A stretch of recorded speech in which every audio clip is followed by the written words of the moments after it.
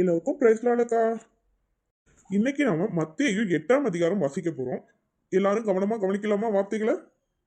இன்னைக்கு மத்தேயு 8ஆம் அதிகாரம் வாசிக்க போறது யாரு தெரியுமா? நம்ம ஸ்டெல்லா தான் வாசிக்க போறாங்க. நம்ம கவனமா கேட்கலாம் வார்த்தையை. எல்லாருக்கும் பிரைஸ் லார்ட் ஆண்டி. இன்னைக்கு நாம மத்தேயு 8ஆம் அதிகாரம் வாசிக்க போறோம். எல்லாரும் வசனத்தை கவனிக்கிறீங்களா? அவர் மலையிலிருந்து இறங்கின போது திரளான ஜனங்கள் அவருக்கு பின் சென்றார்கள். அப்பொழுது குஷ்டரோகி ஒருவன் வந்து அவரை பணிந்து, ஆண்டவரே, உமக்கு சித்தமானால் என்னை சுத்தமாக்க உம்மால் ஆகும் என்றான். இயேசு தமது கையை நீட்டி அவனை தொட்டு, எனக்கு சித்தம் உண்டு, சுத்தமாகு என்றார். உடனே குஷ்டரோகம் நீங்கி அவன் சுத்தமானான். இயேசு அவனை நோக்கி, இதை நீ ஒருவருக்கும் சொல்லாதபடி எச்சரிக்கையாயிரு.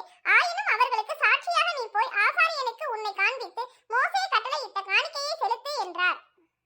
இயேசு கப்பர்நகூமில் பிரவேசித்த போது நூற்றுக்கு அதிபதி ஒருவன் அவரிடத்தில் வந்து, ஆண்டவரே, என் வேலைக்காரன் வீட்டிலே திமிர்வாதமாய் கிடந்து கொடிய வேதனைப்படுகிறான் என்று அவரை வேண்டிக் கொண்டான். அதற்கு இயேசு, நான் வந்து அவனை சொஸ்தமாக்குவேன் என்றார். நூற்றுக்கு அதிபதி பிரதியுத்தரமாக, ஆண்டவரே, நீர் என் வீட்டுக்குள் பிரவேசிக்க நான் பாத்திரன் அல்ல. ஒரு வார்த்தை மாத்திரம் சொல்லும், அப்பொழுது என் வேலைக்காரன் சொஸ்தமாவான். நான் அதிகாரத்துக்கு கீழ்ப்பட்டவனாய் இருந்தும் எனக்கு கீழ்ப்பட்டிருக்கிற சேவகரும் உண்டு.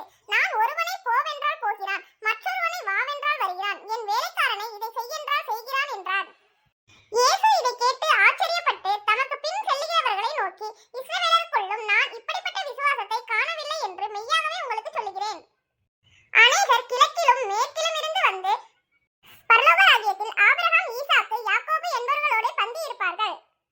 ராஜ்யத்தின் புத்திரரோ புறமான இருளிலே தள்ளப்படுவார்கள். அங்கே அழுகையும் பற்கடிப்பும் உண்டாயிருக்கும் என்று உங்களுக்கு சொல்லுகிறேன் என்றார்.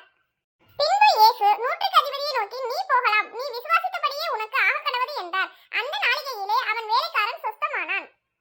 இயேசு பேதுருவின் வீட்டிலே வந்து அவன் மாமி ஜுரமாய் கிடக்கிறதை கண்டார். அவர் அவள் கையை தொட்டவுடனே ஜுரம் அவளை விட்டு நீங்கிற்று. அவள் எழுந்திருந்து அவர்களுக்கு பணிவிடை செய்தாள். அஸ்தமனமான போது பிசாசு பிடித்திருந்த அநேகரை அவரிடத்தில் கொண்டு வந்தார்கள். அவர் அந்த ஆவிகளை தமது வார்த்தையினாலே துரத்தி பிணியாளிகள் எல்லாரையும் சொஸ்தமாக்கினார்.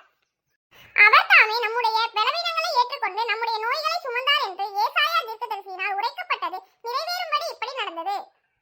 பின்பு திரளான ஜனங்கள் தம்மை சூழ்ந்திருக்கிறதை இயேசு கண்டு அக்கரைக்கு போக கட்டளையிட்டார். அப்பொழுது வேதபாரகன் ஒருவன் வந்து, போதகரே, நீர் எங்கே போனாலும் உம்மை பின்பற்றி வருவேன் என்றான்.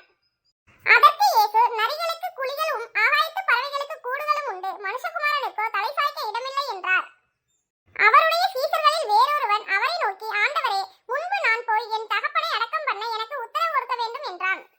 அதற்கு இயேசு, மரித்தோர் தங்கள் மரித்தோரை அடக்கம் பண்ணட்டும், நீ என்னை பின்பற்றி வா என்றார். அவர் படவில் ஏறின போது அவருடைய சீசர்கள் அவருக்கு பின் சென்று ஏறினார்கள். அப்பொழுது படவு அலைகளினால் மூடப்படத்தக்கதாய் கடலில் பெருங்காற்று உண்டாயிற்று. அவரோ நித்திரையாய் இருந்தார். அப்பொழுது அவருடைய சீசர்கள் வந்து அவரை எழுப்பி, ஆண்டவரே, எங்களை ரட்சியும், மடிந்து போகிறோம் என்றார்கள்.